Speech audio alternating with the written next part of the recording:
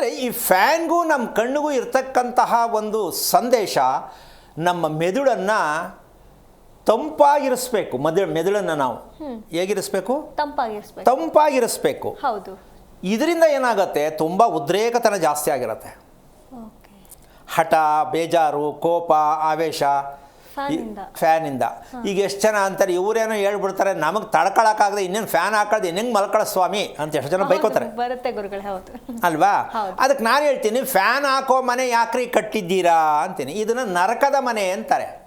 ಯಾವ ಮನೆಯಲ್ಲಿ ಫ್ಯಾನ್ ಆಡುತ್ತೋ ಮೇಲ್ಗಡೆ, ಎಷ್ಟು ಜನ ದಯವಿಟ್ಟು ಬೇಜಾರು ಮಾಡ್ಕೋಬೇಡಿ, ಸ್ವಾಮಿ ಫ್ಯಾನ್ ಇಲ್ಲದೆ ಬದುಕೋಕ್ಕೆ ಆಗಲ್ಲ, ಆ ಮಟ್ಟಕ್ಕಿದ್ದೀವಿ ನಾವು, ನೀವು ಫ್ಯಾನ್ ಬೇಡ ಅಂದರೆ ನಾವು ಎಲ್ಲಿಗೆ ಹೋಗೋಣ? ಎಲ್ಲಿಗೆ ಹೋಗೋಣ ಅಂದರೆ ನರ್ಸಿಂಗ್ ಹೋಗಿ, ಇನ್ನೆಲ್ಗೆ ಹೋಗ್ತೀರ ಅಲ್ಲಿಗೆ ಹೋಗೋದು. ಫ್ಯಾನು ಮನುಷ್ಯನಿಗೆ ಇಷ್ಟು ದೊಡ್ಡ ಸಮಸ್ಯೆಯನ್ನು ಕೊಡುತ್ತೆ, ಕಣ್ಣಿನ ಸಮಸ್ಯೆಗೆ ತುಂಬ ಸಮಸ್ಯೆ ಆಗುತ್ತೆ ಅಂತ ತಿಳ್ಕೊಳ್ತಕ್ಕಂತಹ ಕಾಲೇಜ್ ಎಲ್ಲಿದೆ? ಎಲ್ಲೂ ಇಲ್ಲ ಗುರುಗಳೇ.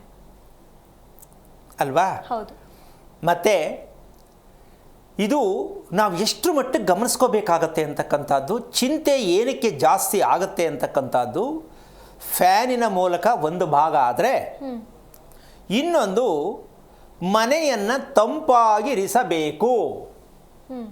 ಯಾವುದನ್ನ? ಮನೆಯನ್ನು ತಂಪಾಗಿರಿಸಲೇಬೇಕು. ಇರಿಸಲೇಬೇಕು. ಎಷ್ಟು ಮನೆ ತಂಪಾಗಿದೆ? ಇಲ್ಲ ಗುರುಗಳೇ, ತಂಪಾಗಿಲ್ಲ ಅಲ್ವಾ? ಈಗ ತಂಪಾಗಿಲ್ಲದೆ ಇರೋ ಮನೆಯಲ್ಲಿರ್ತಕ್ಕಂಥವ್ರು ಮಗುವಿಂದ ಸಾಯೋ ವೃದ್ಧರವರೆಗೂ ಎಲ್ಲರಿಗೂ ಚಿಂತನೆ ಚಿಂತನೆ ಚಿಂತನೆ ವೇದನೆ. ಎಷ್ಟು ಆಶ್ಚರ್ಯ ಅಲ್ಲ? ಹೌದು ಗುರುಗಳೇ. ಅದ್ರ ಜೊತೆಗೆ ಒಂದು ಸಣ್ಣ ಟಿಪ್ಸ್ ಕೊಡ್ತೀನಿ. ಇವತ್ತು ಶುಕ್ರವಾರ ಅಲ್ವಾ? ಹೌದು. ಎಷ್ಟೋ ಜನ ಪಾಪ ಚಿಂತೆ ಕಮ್ಮಿ ಆಗಲಿ ಅಂತ ದೇವ್ರ ಪೂಜೆ ಮಾಡ್ತಾರೆ, ವಿಷ್ಣು ಸಹಸ್ರನಾಮ ಹೇಳ್ಕೊಂಡು, ಲಲಿತ ಸಹಸ್ರನಾಮ ಹೇಳ್ಕೊಂಡು ಪಾಪ ಏನೋ ಪರದಾಡ್ತಿರ್ತಾರೆ. ಹೌದು. ಆದರೆ ನಿಜವಾಗ್ಲೂ ಹೇಳ್ತೀನಿ, ಅದಕ್ಕೊಂದು ಸಣ್ಣ ಟಿಪ್ಸ್ ಹೇಳ್ತೀನಿ ನಾನು. ಅಷ್ಟೊಂದು ಕಷ್ಟಪಟ್ಟು ಪೂಜೆ ಮಾಡ್ತಕ್ಕಂಥ ವಿಚಾರಕ್ಕೆ ಮಾಡಿ ತೊಂದರೆ ಇಲ್ಲ, ಅಷ್ಟು ಕಷ್ಟಪಡೋದು ಬೇಡ.